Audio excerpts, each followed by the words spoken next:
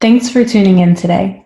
My name is Brianna Richardson, and I will be speaking here on behalf of my team about our recent work in public accountability, understanding the sentiments towards AI across dispositional identities.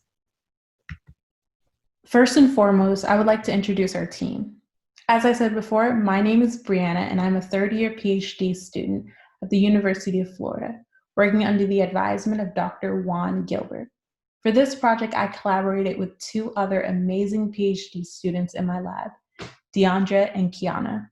We're excited to be here representing the University of Florida, the Herbert Wertheim College of Engineering, the Department of Computer and Information Science and Engineering, and the Human Experience Research Lab. Today, we plan on presenting the background and motivations for our work. Then we'll spend a good portion of time discussing our study, the aims, the procedures, and the results. To end, we'll have a brief discussion on the results and set the stage for future work. Currently, AI is being used in record-breaking numbers across new industries nearly every day. Despite the prevalence and popularity within industry and research, individuals still report significant levels of distrust towards these technologies.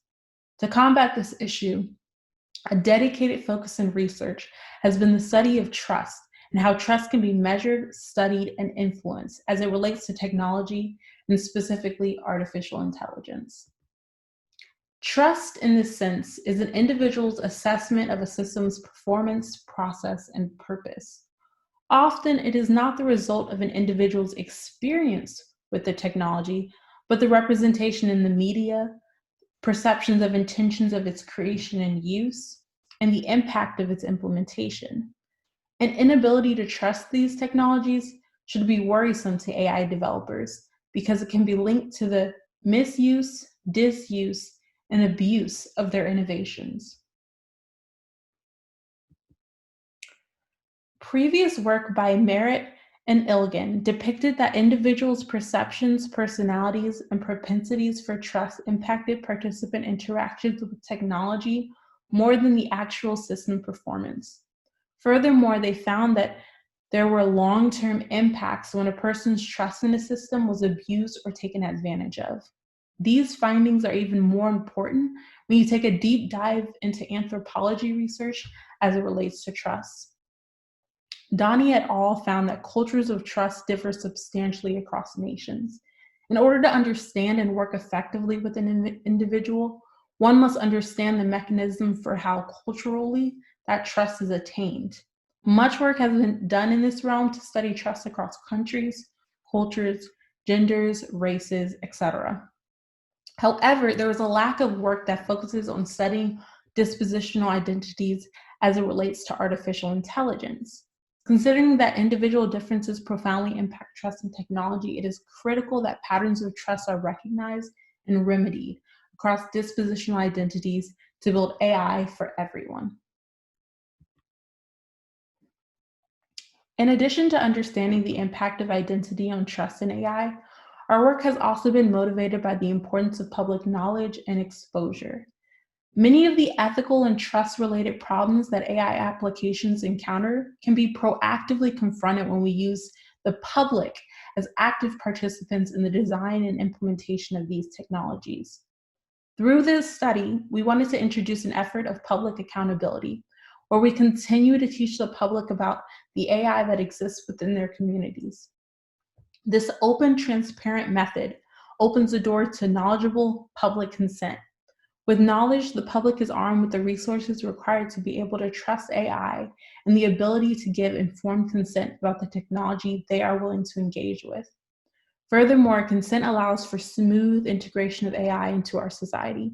It supports a collaborative spirit where the public, our governing bodies, and the companies and institutions work together to build equitable, fair AI. It is critical that AI and its applications be exposed to consumers and the public so that they can be active stakeholders in its development.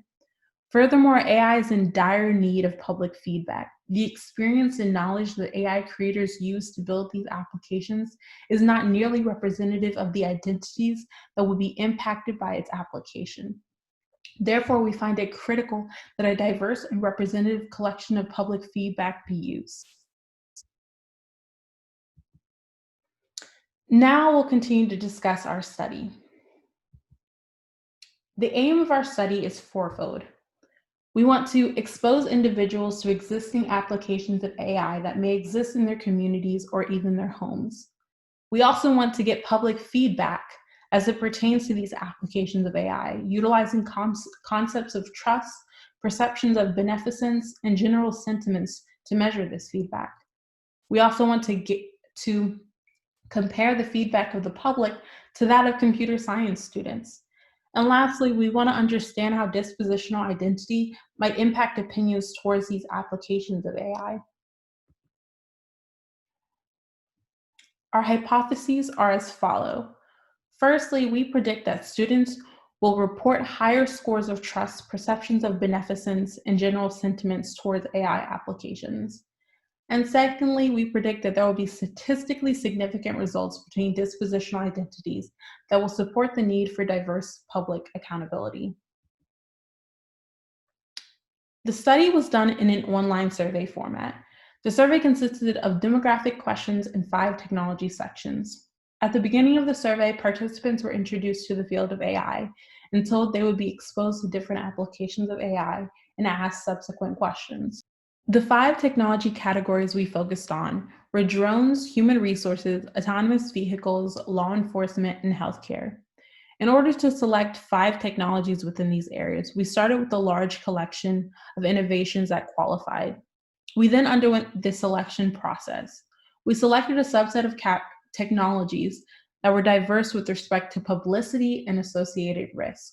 Our 5 technologies ended up being Amazon Air, Harvard, Audi's Traffic Jam Pilot, Predpol, and IBM Watson Health. Each of the technology sections were set up identically. Participants were introduced to the respective technology, given some background information about it, and asked to answer a set of questions that relate how much they had already known about the respective technology, if they had any history engaging with that technology, and their willingness to engage in the future with that technology if given the chance. We utilized 2 separate methods for recruitment, one solely for students and the other for general public participants. For general public participants, we recruited via flyers in the community, online forums and groups, and Research Match, a research participation database. We utilized 329 survey responses for subsequent analysis. Some demographic information for these respondents can be seen in the given plots. For these public participants, participation was completely voluntary and participants received no compensation. Additionally, these surveys were shortened in consideration of the participants' time, and participants were shown a random selection of 2 of the 5 technology sections. All students were recruited from the University of Florida's Computer and Information Science and Engineering Department.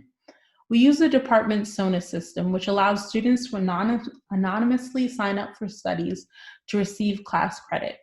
We had 148 students complete the survey, and each student completed the full version of the study, seeing all 5 technologies in a randomized order. We evaluated trust based on 3 metrics. The first one was the user's willingness to use the technology. The second was the user's perceptions of beneficence. And the third was the polarity of the user's sentiments. To measure willingness to use the technology, we simply asked that, assuming it was possible, how likely would the participant be to choose the AI option over a non-AI alternative? So for Audi's traffic jam, the question was how likely would they be to choose this vehicle over a non-autonomous vehicle?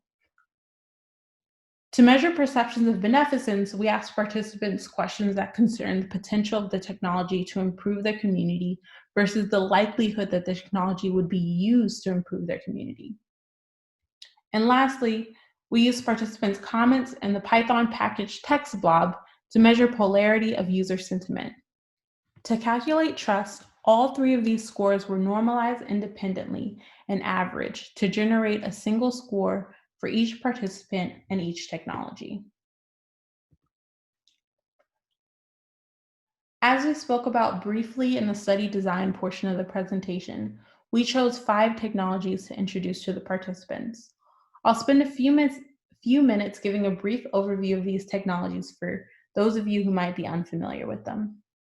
The first one was our autonomous vehicle technology, Audi's traffic jam pilot. While there exist 5 levels of self-driving cars, with level 1 being the basic automatic vehicle and level 5 being completely autonomous without any human intervention, there currently does not exist a level 4 or 5 vehicle in the market. However, there currently exist partially autonomous vehicles with variations of autonomy, including lane and brake assistance. Audi's AI traffic jam pilot is a level 3 autonomous vehicle currently waiting for approval to enter the market. It has the ability to take full control of the vehicle when certain conditions are met, but the driver must still remain vigilant. The second technology was our healthcare technology, IBM's Watson Health. IBM Watson Health is an organization whose mission is to move healthcare forward through innovation techniques that utilize data and artificial intelligence. They've been active in a wide array of health-based initiatives, including diagnosis, treatment, and legal operations. One of the major goals of IBM Watson Health is to utilize the large collections of health-related data, research from facilities around the world, and predictive models to assist physicians in their day-to-day task of making diagnoses, prescribing medications, etc. The third technology was our human resources technology, Harvard. Currently, many companies are using AI to create advertisements for recruitment, interact with prospective employees via chatbots, reject or accept candidates, and give out promotions. Harvard is one of many pre-employment AI. In particular, Harvard looks at prospective employees' record and predicts how likely that employee is to succeed.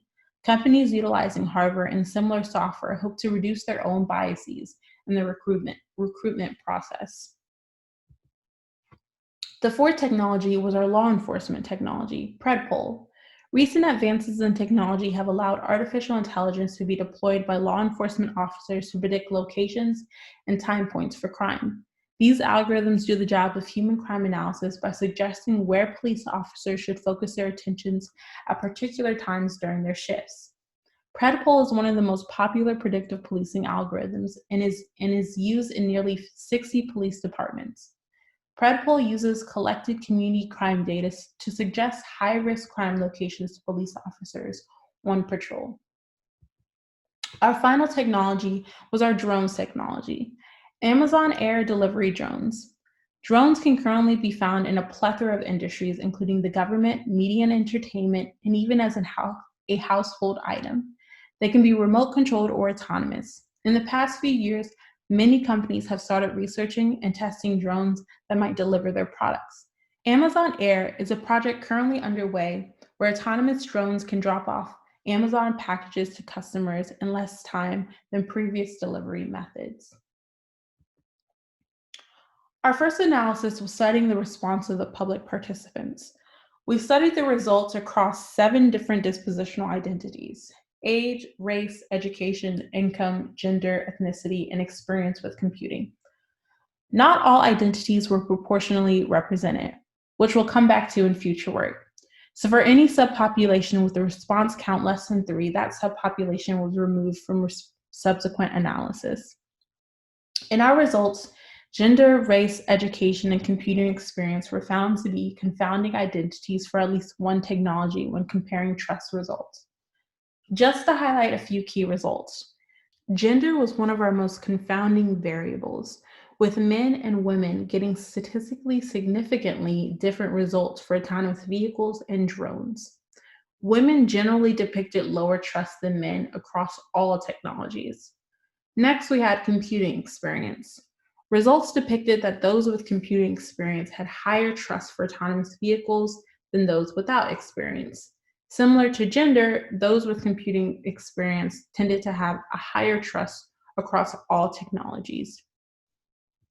With respect to race, law enforcement was a dividing technology, with Black participants showing lower levels of trust towards these technologies than any other race. Next, we compared the opinions of public and student participants. Using Mann-Whitney U-tests, we found significantly higher proportions of trust for students when it came to autonomous vehicles, health AI, and drones. We also found students depicted significantly lower scores for human resources. We can see for autonomous vehicles that the public had a lower willingness to engage and higher scores for perceived beneficence and general sentiments. On the other hand, students had more negative things to say about AV technologies, but were more likely to use them. For health, we can see that negatively polar comments reduce trust scores for the public participants. For drones, we see that willingness to use and perceptions of beneficence were much higher for students. And for human resources, we see that students had lower levels of willingness to use. Our primary aim was to expose participants to new and emerging applications of AI. We were successfully able to accomplish this task by exposing over 70% of participants to technologies that they had never heard of. Many participants left comments at the end of the survey to relay their excitement about their newfound knowledge and the task of considering the implications of these technologies. Furthermore, many inquired about how they could find out if these technologies were actually being used in their communities. In the figure depicted here, we portray the breakdown of public and student participants who had been previously exposed to the 5 technologies. Surprisingly, students had previous exposure that was comparative to that of the public. As we expected, autonomous vehicles and Amazon air drones were well known by participants, while health, human resources, and law enforcement technologies were new to many. When a breakdown of a level of exposure is shown, we can see that most participants still reveal a moderate to low amount of exposure. While these results are exciting depictions of the influence of our survey, they also reveal a dire need for continued efforts of teaching and exposing the public to AI innovations. That concludes our results. To go back to our hypotheses, our first hypothesis was that students will report higher trust scores across the 5 technologies. We were able to confirm this hypothesis for 3 technologies, while one depicted the opposite and the second yielded no statistically significant results. Our second hypothesis was that dispositional identities would yield significant results. Again, our results depicted that depending on the technology, this hypothesis was true. Gender, race, computing experience, and education for these example technologies did depict a statistically significant difference of opinions. In conclusion, the results depicted the importance of demographic breakdowns of public perceptions towards AI. With respect to particular technologies, demographic groups often emerge with polarizing levels of trust. Even more interesting, a multimodal approach for querying trust provided components that depicted a deeper explanation of user response. Similar to previous work, gender was often a dividing demographic. Furthermore, we saw that computing experience was also a common demographic that produced significant differences. This was further shown in student versus public sentiments. Because so many populations found certain technologies to be more benevolent or more harmful, it is incredibly important that when developing and releasing these technologies, that the manufacturers and developers remain cognizant of the criticisms in the populations impacted by their work. In order to give informative criticism, individuals must be given the opportunity to learn and ask questions. This responsibility is shared across researchers, companies, institutions, and individuals alike. Through this work, we introduced the start of a long-term initiative of exposing and teaching the public. Our future work is extensive. We'd like to move this survey to a more user-friendly platform where users have the opportunity to explore recent innovations as extensively or as briefly as they desire. Furthermore, we would definitely want a larger, more diverse population of respondents. There were so many identities who were underrepresented or not represented at all in our results. So future work would definitely focus on how to better reach those populations. Lastly, we want to identify new recruitment methods. We definitely had participation bias in the nature of this study, so in the future, we'd like to utilize recruitment techniques to reach a wider, more diverse population.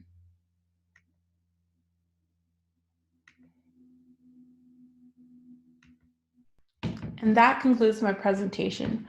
I want to thank my amazing team again for all their amazing work this past year. I also want to thank my advisor for his continued support and feedback. I want to thank the coordinators of this program for allowing me to present our work here today. And lastly, I want to thank all of you for joining us. That concludes my presentation, and I'm now open and ready for your questions. Thanks, everyone.